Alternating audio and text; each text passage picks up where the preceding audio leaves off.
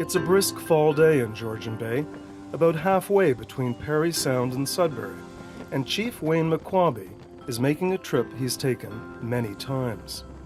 He's on his way to visit a key site in a project that he and his fellow band members hope will transform their First Nation and enable them to kickstart their economy. Some of our members are living on $200 a month. Not acceptable. We're not gonna make moccasins and do beadwork and sell them on the side of the road here, you know. It just doesn't cut it anymore. We need to become self-reliant and move forward.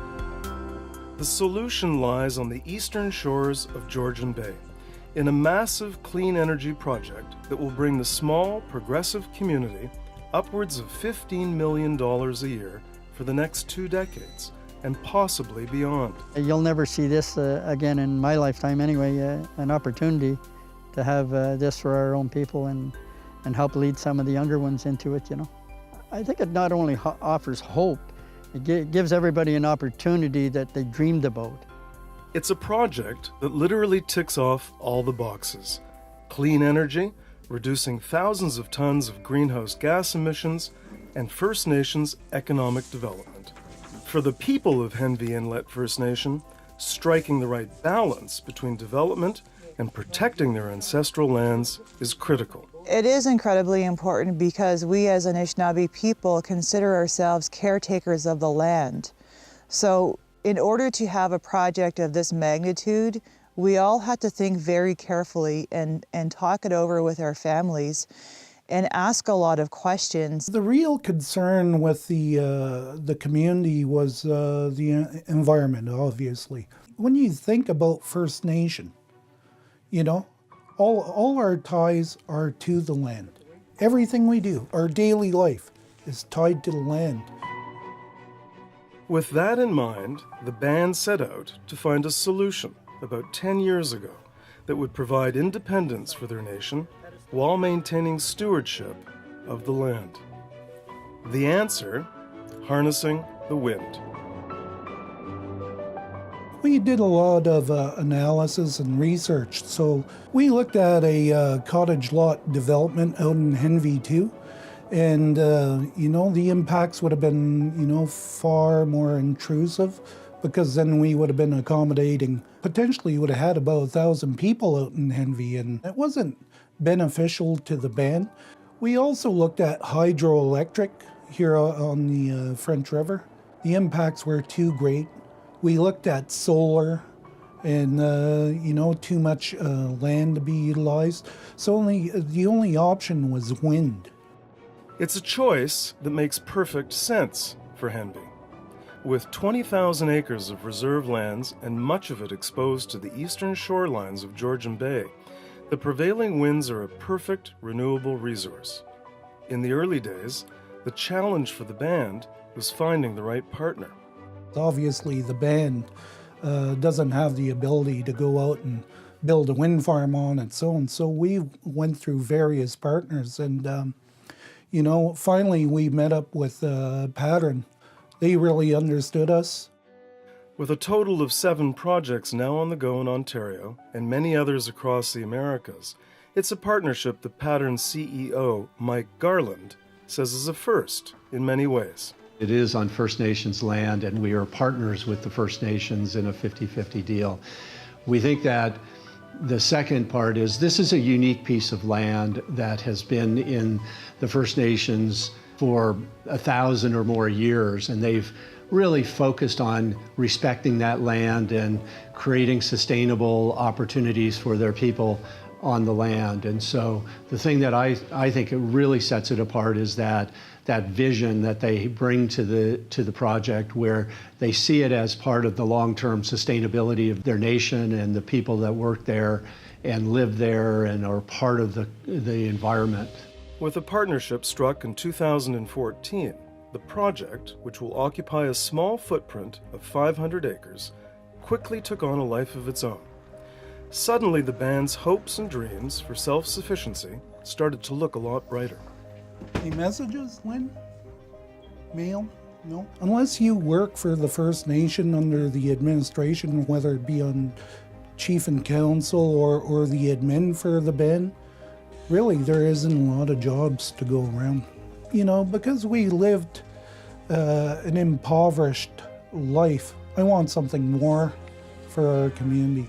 I want them to have choices moving out in the future, you know, in respect to education, health, even to promote small business for our members. Oh, way to go, you got him. You gonna try Brooklyn? For a band that's confronted with the reality of its youth leaving the reserve for the cities to find work, the prospect of creating an economy is nothing short of transformative. Honestly, and I don't want to get too negative, if you looked about 50 years down the road without a project like this, we might be extinct. For the people of Henvey Inlet, the wind that's been blowing across their lands for thousands of years now holds out the promise to take them from being dependent to being independent. Ken Noble is the president and CEO of Nigig Power Corporation, the company Henvey Inlet First Nation incorporated when it first started thinking that wind could hold the key. The geography and the terrain does lend itself to this kind of development. You can't really tell until you're in the air. We're building a turbine on a rock. We're running the roads on a rock to get to the turbine site. And the only place we really have an impact on the land are the water crossings. So our mitigation measures and our standards are very high. Everywhere we're building is exposed rock. The significance of this project hasn't escaped anyone.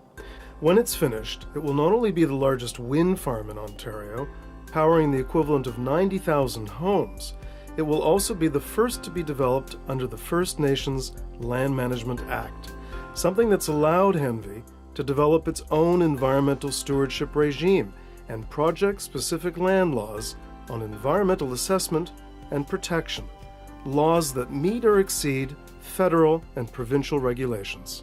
We've spent over $12 million to date, and it was really the First Nations Henvey desire to do this in a very responsible way. They created a whole process for protecting the environment and setting some independent parameters around and methodology and a model of how you do planning for a piece of land that they really care about. So we've done extensive environmental studies for the site. We've had to do a lot of work on the transmission line and being sure that we're doing it in the most responsible way possible. Jill Demands is a terrestrial and wetland ecologist with AECOM, an environmental consulting firm hired by Pattern. As one of the leads, she oversees over 30 ecologists on the project.